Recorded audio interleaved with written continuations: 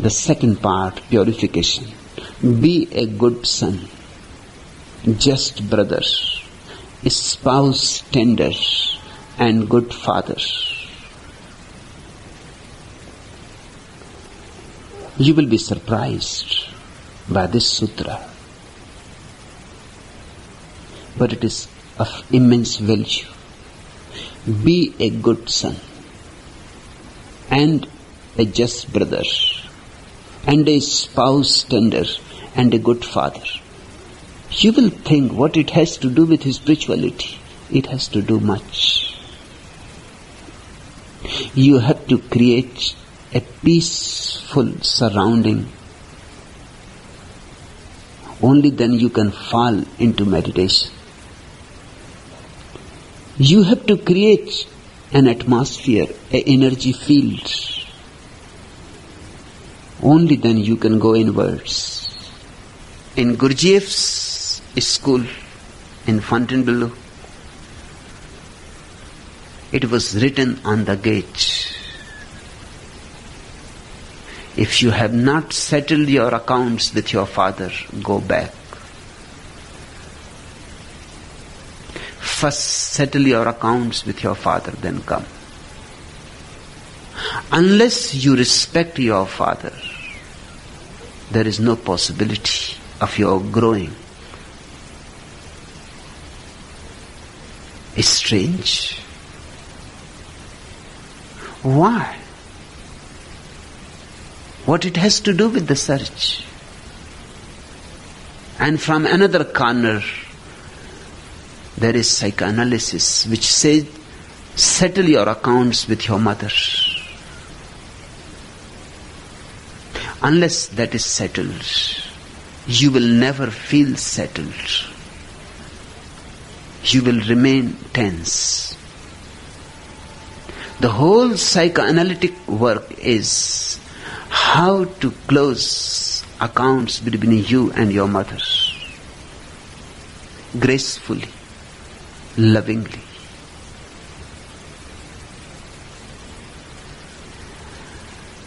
Pythagoras seems to be the first to say it exactly, simply. Be a good son. What does it mean to be a good son? Does it mean to be a slave, utterly obedient? If you are a slave, you are not a good son. If you are utterly obedient, you are a hypocrite. Then what does it mean to be a good son? If you ask people, they will say good son means do whatsoever your father says. It is not that simple. Because you can do it from the outside and you can resist it from the inside. That's what children have to do. They are helpless. Whatsoever the parents say, they have to do it willingly, unwillingly, reluctantly. They have to do it. That creates a split in them. They become two. They start becoming false, phony. So one way is ordinarily thought that just be obedient to the father and you are a good son. That is not the meaning of Pythagoras. Then does he mean rebel against the father? Go against him? Do just the opposite whatsoever he says? Be a hippie or hippie or something.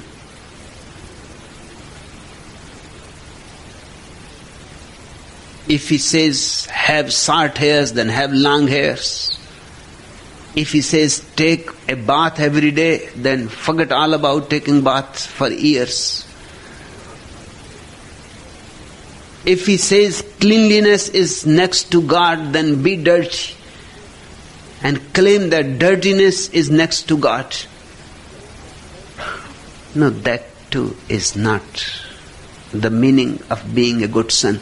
In fact, the second thing has happened in the world because the first has persisted too long. Too much enforced obedience has created reaction. Then who is a good son? A good son is one who is alert, understanding, respectful, who listens to the father because the father knows much. He has lived, he has experienced life, he has more experience. He listens to the father, he tries to understand the father, he is open. He is not in a hurry either to obey or to disobey. A good son is one who is ready to listen, to understand, to learn. And then, if you feel that you agree with the father, do it. If you feel you don't agree with the father, then say it. There is no question of reaction. Just make it plain that you don't agree. You will do, but it will be done with forced effort. It will make you phony. If the father wants, you will do it, but it will make you phony. It will make you split, schizophrenic. It will divide you. A good communion is needed between the father and the son, because the father represents the past and the son represents the future. A bridge is needed,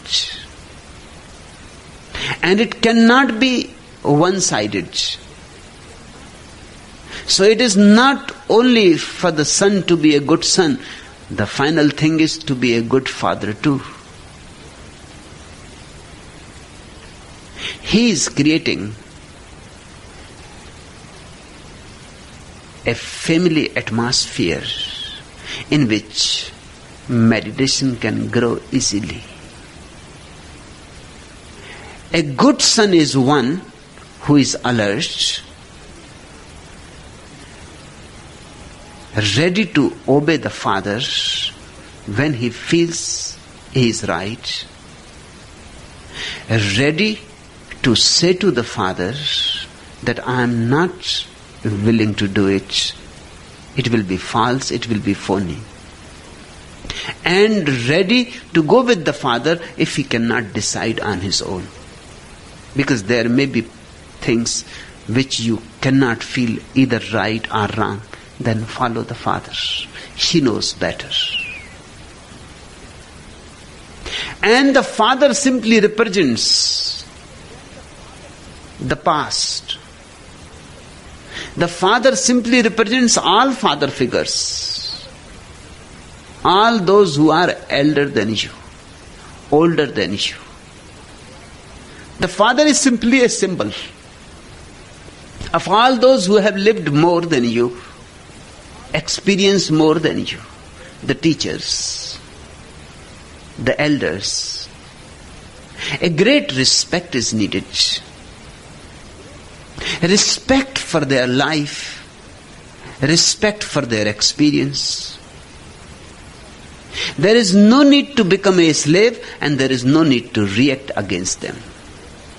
Understanding is needed, neither obedience nor reaction. And out of understanding, if obedience comes, it is beautiful. And out of understanding, if sometimes rebellion comes, it is beautiful. But it has to come out of understanding, not out of reaction. There are people who will not do a certain thing because their father says to do it. How can they do it? Just because the father is saying, they cannot do it. They will do the opposite. Their egos are in conflict. And there are people who know that it is wrong, but they will do it because the father says. Both are wrong. The good son is one who listens to the father, to all father figures, tries to understand with great respect, with openness, with no conclusions, and then whatsoever decision arises in his being, to follow or not to follow, he goes with it.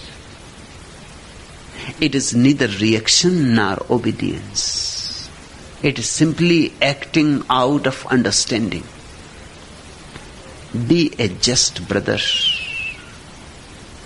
with all those who are of your age. Be just. Don't be unfair.